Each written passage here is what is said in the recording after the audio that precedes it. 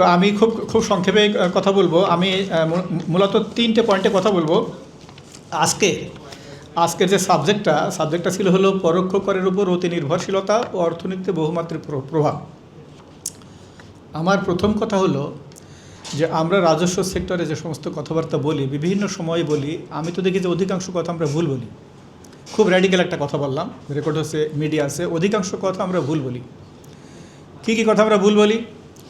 আমরা বলি যে বেস বাড়াতে হবে, আমরা বলি যে একক ভ্যাট হার চালু করতে হবে, আমরা বলি যে ভ্যাট এক্সাম্পশন উঠিয়ে দিতে হবে, আমরা বলি যে পলিসি বাস্তবায়ন আলাদা করে ফেলতে হবে। এইসব পয়েন্টে একটা ওয়ার্কশপ করা যায়, এখন তো সময় নাই।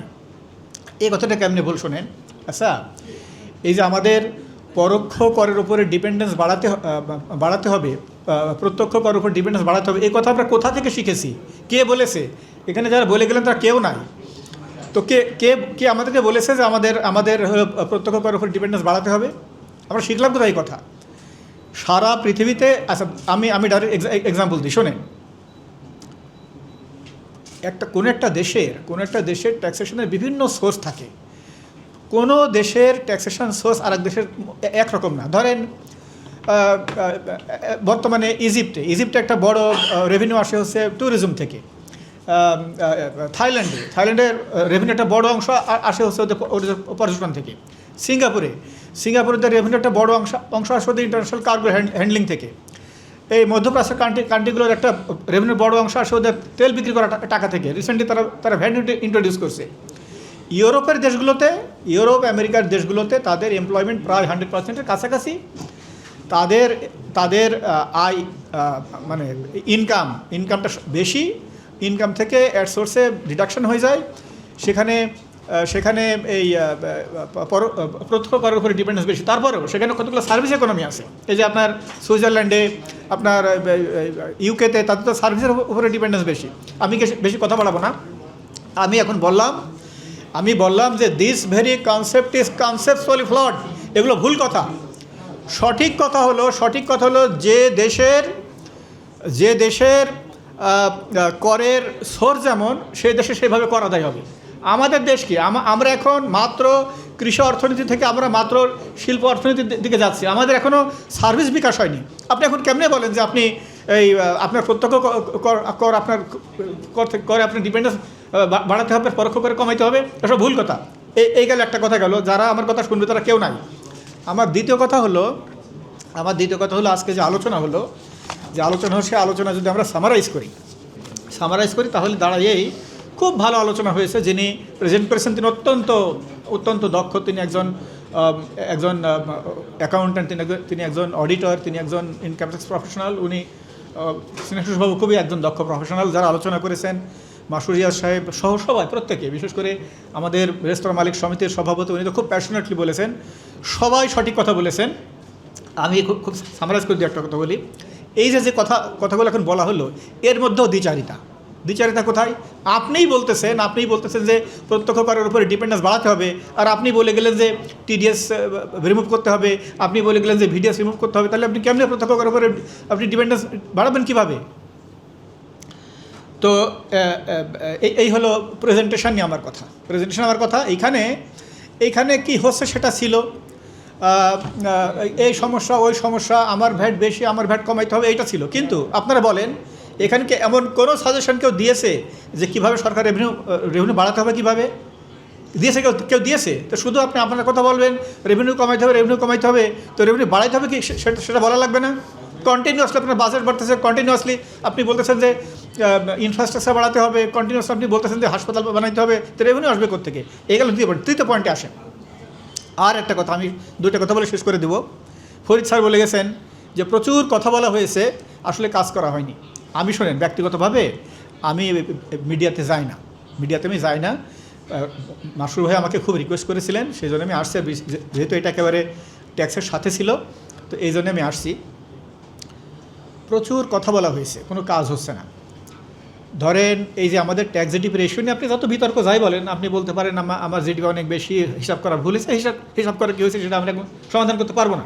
কিন্তু আমরা যেটা এখন আমাদের সামনে দেখতেছি যে আমাদের ট্যাক্স জিডিপি রেশিও হচ্ছে 6.6, এটা one of the lowest in the world. Lowest না, আমার মধ্যে একবারেই লোয়েস্ট। 2010, 11, 12 সালের দিকেও ট্যাক্স-জিডিপি রেশিও 10-এর কাছাকাছি ছিল, কমতে কমতে এই অবস্থায় আসছে। তাহলে কমতে কমতে যে অবস্থায় আসলো, আপনি নিজের কাছে প্রশ্ন করে দেখেন তো যে সমস্যাটা কোন জায়গায় হলো, প্রশ্ন করে দেখেন নিজের কাছে। তো গত এই যে ধরেন ভ্যাট ইন্ট্রোডিউস হয়েছে 36 বছর, তো গত 36 বছর কথাই আমি ধরি, বা ধরেন গত নতুন আইন আসলো তাও তো প্রায় অনেক হয়ে গেল। আমরা কি করলাম আর কোথায় ভুল হলো? শোনেন, আমার কথা শোনেন। ভুল হয়েছে এই জায়গায় যে আমি একটা বললাম না যে কনসেপচুয়ালি ফ্লড আমরা চিন্তাভাবনা করি, আমাদের সমস্ত চিন্তাভাবনা কনসেপচুয়ালি ফ্লড। রেভিনিউ সেক্টরে কোনো কথা বেসিক্যালি দেশের কোনো ব্যক্তি বলে নাই, কোনো ইকোনমিস্ট বলে নাই, কোনো গবেষক বলে নাই, কোনো সিভিল সোসাইটি লিডার বলে নাই, কোনো অথরিটি সম্পন্ন ব্যক্তি বলে নাই। রেভিনিউ সেক্টরের সমস্ত কথা বলেছে দাতা গোষ্ঠী এবং সংস্থা। দাতা গোষ্ঠীর সংস্থা যে কথা বলে সেই কথা কিন্তু আমরা বারবার বলতে থাকি। এই যে পলিসি বাস্তবায়ন আলাদা কথা, এই কথা কে বলেছে? আপনার বলে এই কথা কে বলেছে? আপনি গবেষণা করে বলেছেন? এই দেশের কোনো ব্যক্তি গবেষণা করে বলেছে? না, IMF বলেছে, ওয়ার্ল্ড ব্যাংক বলেছে, সেই কথা আমরা বলতেছি, নাচতেছি, যাও কাকি। তো আমি আর কথা বাড়াবো না। শোনেন, আমার শেষ কথা হলো, আমি এখন যেটা বললাম যে আমরা যারা এই কথাবার্তা বলি, আমরা নিজেরা বিশ্বাস করে বলি না, আমরা গবেষণা করে বলি না, আমরা কনফিডেন্টলি বলি না, আমরা আরেকজনের কথা শুধু আমরা রিলে করতে থাকি। এই শোনেন, এই সমস্ত কারণে গত 56 বছরে কোনো উন্নতি হয় নাই। এই 6.6 কেন? কারণ হলো যত কথা বলি সব ভুল বলেছি। কনফিডেন্টলি কোনো কিছু বলতে পারি নাই, কনফিডেন্টলি কোনো কিছু করতে পারি নাই, এই জন্যে ভুল হয়েছে। এখন আসেন, আমি সব শেষের সমাধান দিয়ে দেবো। আমি শুধু ওই কথা বলে ছেড়ে দিই না। আমি কথা কম বলি, কাজ বেশি করি। আমি ছোটোখাটো কাজ করার চেষ্টা করি। কেমন কাজ করি আমি আপনাকে বলি কেমন কাজ করি। আমি ধরেন এই প্রচুর মানুষ আমাকে জিজ্ঞেস করে, আমি মেনলি ভ্যাট নিয়ে কাজ করি। আমি আজকে 31 বছর বাংলাদেশের রেভিনিউ সেক্টরে আমি কাজ করতেছি। প্রায় 30 বছর সরকারের সাথে ছিলাম, এখন আমি বাইরে আছি। তো আমি এখন ট্রেনিং, কনসালটেন্সি, এই অ্যাওয়ারনেস জেনারেশন সব কাজের সাথে আমি জড়িত। আমি মেনলি ভ্যাট নিয়ে কাজ করি। প্রচুর মানুষের আমি ফ্রি, আমি মোবাইলে ফোন করলে বা SMS দিলে আমি সমাধান দিয়ে দিই। তো আমি প্র্যাকটিক্যাল কাজ করার চেষ্টা করি। এখন আসেন, সব শেষ কথা বলে আজকে শেষ করি। সেটা হলো, সমস্ত কথা ভুল বলা হয়েছে, সমস্ত পদক্ষেপ ভুল ছিল। এটা আমার কথা না, এটা হলো ফলাফল। এই ফলাফল দেখেন, ফলাফল যদি আপনার খারাপ থাকে তাহলে সব কথা ভুল ছিল, সব পদক্ষেপ ভুল ছিল। সঠিক কি? শোনেন, সঠিক এবার বলি। আমাদের অর্থনীতিতে আমাদের রেভিনিউ বিষয়ে, বিশেষ করে ম্যাক্রো ইকোনমিতে বলেন, আমি অনেক চিন্তা করে দেখছি যে সবচেয়ে বড় সমস্যাটা কি? সবচেয়ে বড় সমস্যা হলো যে সেল হচ্ছে, বিক্রি হচ্ছে। এই বিক্রির কোনো সঠিক তথ্য কারোর কাছে নাই, সরকারের কাছে তো নাই। মানুষ ভ্যাট ফাঁকি দেয় বিক্রি কম দেখিয়ে, মানুষ ইনকাম ট্যাক্স ফাঁকি দেয় বিক্রি কম দেখিয়ে, মানুষ অ্যাকাউন্ট মিসম্যাচ করে বিক্রি কম দেখিয়ে। এই কারণে ডেটা ম্যানেজমেন্ট মিসম্যাচ হয়ে যায়। আমি একেবারে আজকে বেসিক কথা আপনাদেরকে বললাম, আমি আবার রিপিট করে আপনারা ভালো করে শুনে রাখেন। আমাদের একেবারে মেইন সমস্যা হলো, আমাদের রেভিনিউ কালেকশানে বলেন, আমাদের ম্যাক্রো ইকোনমিতে বলেন, মেইন সমস্যা হলো যে মানুষ শুধু বিক্রি ফাঁকি দেয়, বিক্রির তথ্য গোপন করে। সে বিক্রি তথ্য সে ভ্যাটে দেখায় না, বিক্রি তথ্য সে ইনকাম ট্যাক্সে দেখায় না, বিক্রি তথ্য সে অ্যাকাউন্টসে দেখায় না, বিক্রি তথ্য আমার মেইন ডেটা ম্যানেজমেন্টের মধ্যে আসে না। এটা হলো, আপনি জেনে রাখেন, এটা হলো আজকে আপনার টেক অ্যাওয়ে। আজকে আপনি এটা জানছেন, এটা আপনি আজকে শিখছেন। আমার এই কথার উপর আপনি গবেষণা করেন, আমার এই কথার উপরে আপনি কাজ করেন। এখন শোনেন কী করতে হবে, কি শোনেন, আমাদের এখন সবচেয়ে বড় কাজ হলো এই বিক্রির তথ্য সরকারকে জানতে হবে। ফরিদ স্যার বলে গেছেন যে ওনারা যে প্রেজেন্টেশন দিয়ে, ওনারা যে রিপোর্ট দিয়েছেন, সেখানে 7-8 হাজার কোটি টাকা ইনভেস্টমেন্ট করতে হবে। আমি বলি যে 500-600 কোটি টাকা ইনভেস্টমেন্ট করলে, এই যে ব্রড যে অটোমেশন আমরা বলতেছি না, এই ব্রড অটোমেশনের একটা অংশ হচ্ছে invoice automation, nation wide invoice system. এই নেশন ওয়াইড ইনভয়েস সিস্টেম চালু করতে হলে 500-600 কোটি টাকা বেশি লাগবে না। আমি অনেকের সাথে কথাবার্তা বলেছি, উনি বলছে তার থেকে কমে হয়ে যায়। শুনেন, আমি এই কথা বলে শেষ করবো, আমি আর কথা বাড়াবো না, মানুষ বেশি নাই। আমি আপনাদের বোঝার মতো করে খুব সিম্পল একটা কথা বলি। আমরা তো রেভিনিউ কালেকশন করতে চাই। আমাদের শোনেন, আমরা যত কথা বললাম না, এর সামারি হলো রেভিনিউ কালেকশন দূরে আমরা শুধু কমপ্লায়েন্স নিয়ে আসি, শুধু রেজিস্ট্রেশন বাড়াও, কমপ্লায়েন্স নিয়ে আসি। আমরা রেভিনিউ কোন দিকে যাইতেছে আমাদের খেয়াল নাই। আমি একটা সিনারিও বলি, আপনারা চিন্তা করে দেখেন তো, মনে মনে চিন্তা করেন।